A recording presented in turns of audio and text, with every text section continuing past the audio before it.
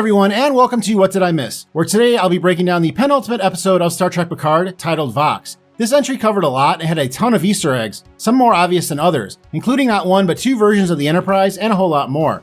Besides covering all the Easter eggs and references, I will explain the Borg plot and try to answer some of the questions you may still have about Jack. If you still have any questions after watching this video, let me know in the comments, because I'm planning on doing a follow-up video to this one later in the week, where I will pull specific questions from the audience and answer them. The episode title Vox is derived from Latin and is now the 16th episode of Star Trek taken from a Latin phrase, the first being the infamous Next Generation Dr. Crusher softcore porn episode Sub Rosa.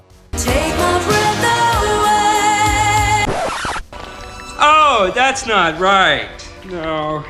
This episode begins with Deanna helping Jack to understand what is behind the red door in his visions. He recalls a memory with his mother on a planet named Raritan 4, which is a reference to the town that Picard's showrunner Terry Matalas grew up in Raritan, New Jersey.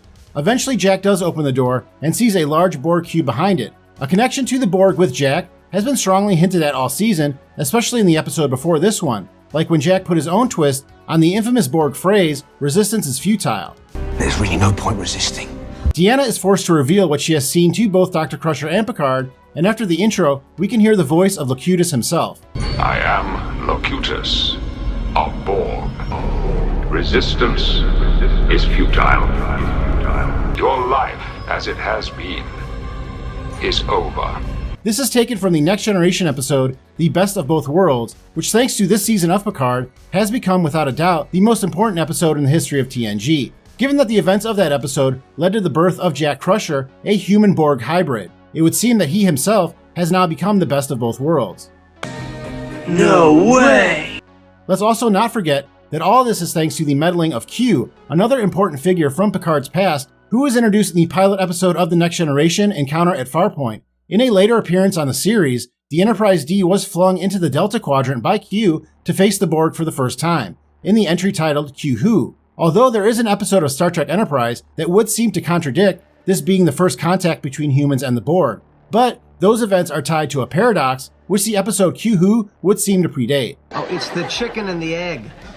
Dr. Crusher theorizes that when Jean-Luc was assimilated by the Borg during the events of the Best of Both Worlds, that everything was not removed from his body as they had thought, and that some kind of unknown organic technology was left over. When Picard died, Dr. Eric Soon saw some proof of this in his brain, which is why Picard's body was kept at Daystrom Station.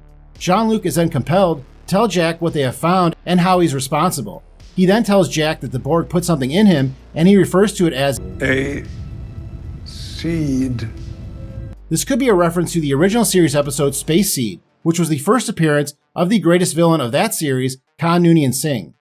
Picard wants Jack to go to a Vulcan facility on a planet he calls Keslavar. While this planet has not been mentioned before, if you split the name in half, it spells out Kes-Lover. Perhaps a writer on this series wants everyone to know how they feel about the character Kes, who was played by Jennifer Lean on the first 3 seasons of Star Trek Picard. The character was replaced on the show for all intents and purposes by Seven of Nine, who is still yelling at people on the bridge all these years later on Picard. Get off my bridge. Jack, however, doesn't agree and uses his Professor X powers to control the security detail assigned to him and escapes the Titan. As Picard and Dr. Crusher watch Jack leave, the Doctor references her son Wesley and how she gave him space. Wesley is of course played by Will Wheaton and was introduced in the first episode of The Next Generation. He even made an appearance last season on Picard, and I would not be surprised if we see him help out his mother and half-brother this season as well in the final episode of the series. Jack travels to an unknown area of space, and the shuttle states that a trans-warp conduit is forming. A trans-warp conduit is a connected network of artificially created energy portals that are linked through subspace. This network allows the Borg to travel great distances in a shorter amount of time than a ship traveling at warp speed. This concept was first discovered by Geordi LaForge in the Next Generation episode titled Descent. Back on the Titan, the crew discovered that when Picard was assimilated, that the Borg altered his DNA with a new genetic code. When Jack was born, he inherited this code, which made him a receiver for the Borg signal that connects them as a hive mind. This also reveals why Vadic stole Picard's body from Daystrom Station, so that they could extract that part of his brain that had this abnormality and use it further. We then see the beginnings of Frontier Day, which is being led by the Enterprise F under the command of Admiral Shelby. This is the live debut of the Enterprise F, but the ship actually made its debut over a decade ago in the game Star Trek Online. A contest to create the ship was held, and the ship's design was based on that of the winner, Adam Eiley. The creators of Star Trek Picard chose to keep the design of the Odyssey-class ship due to its popularity with the fan base. Admiral Elizabeth Shelby was first introduced in, yep, you guessed it, the TNG episode The Best of Both Worlds, where she played a brash commander who already had her sights set on a spot on the Enterprise bridge. She is played once again by Elizabeth Dennehy, who, like Season 3 villain Amanda Plummer, also has a famous actor for a father, as she is the daughter of acclaimed actor Brian Dennehy, who sadly passed away in 2020. It is also nice to see that Shelby eventually rose to the highest rank in Starfleet, Fleet Admiral.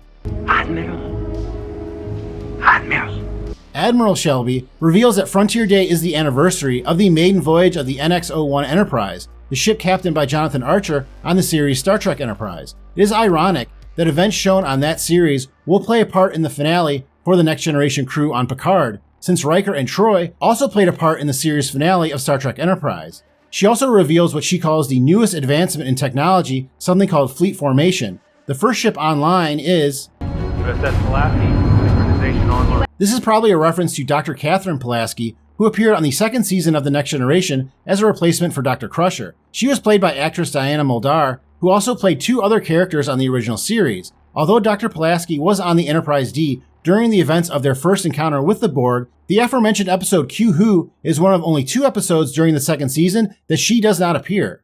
Jack enters the Borg cube still looking for answers. Very quickly, he hears the voice of the Borg Queen, which is unmistakably the voice of actress Alice Krige, the original actress to take on the role in the film First Contact. She also returned to play her in the series finale of Voyager and also voiced the character in the Lower Decks episode I, Erectus. She is the first of 3 different actresses to play the Borg Queen, preceding Susanna Thompson on Voyager and Annie Wershing on the last season of Picard.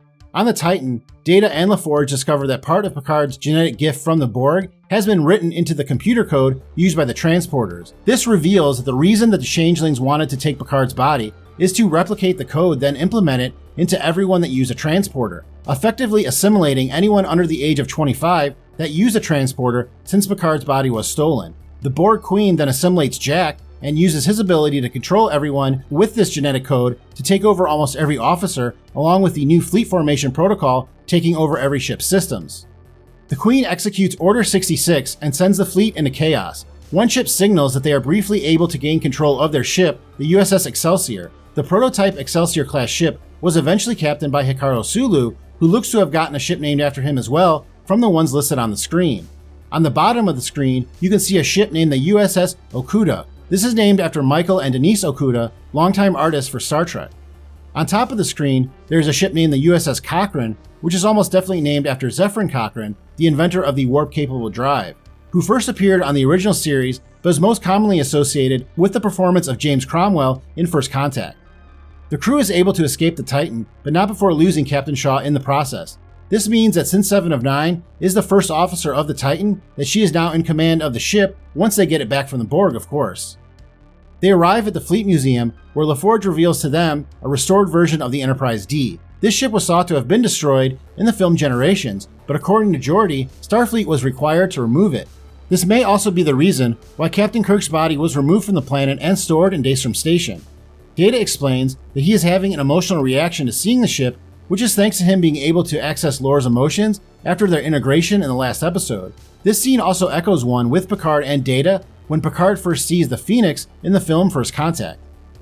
LaForge says that he restored the ship as a surprise and that they can't use the Enterprise E, the last ship this crew was seen on before this season of Picard in the movie Nemesis. The crew all look at Worf, and he states that whatever happened was not his fault.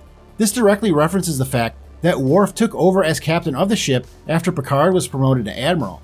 The first season finale of Prodigy, which also had to do with a computer virus taking over Starfleet, showed a battle-damaged Enterprise E at one point, after it was nearly destroyed by other Starfleet ships attacking it, which could be the event that is being referenced in this scene.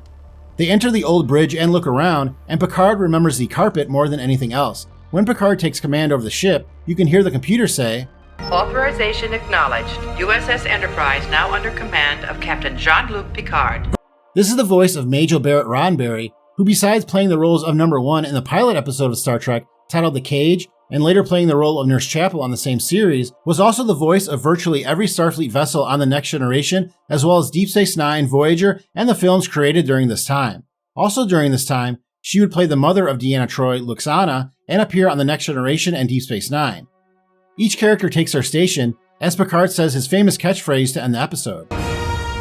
Engage! Well, that was everything I saw, but let me know in the comments if I missed anything. Also, if you still have any questions about Jack or the plot this season, let me know in the comments and maybe I can help you out. Thank you very much for watching this video. Please hit that like button if you have enjoyed it, and I'll see you next time on What Did I Miss?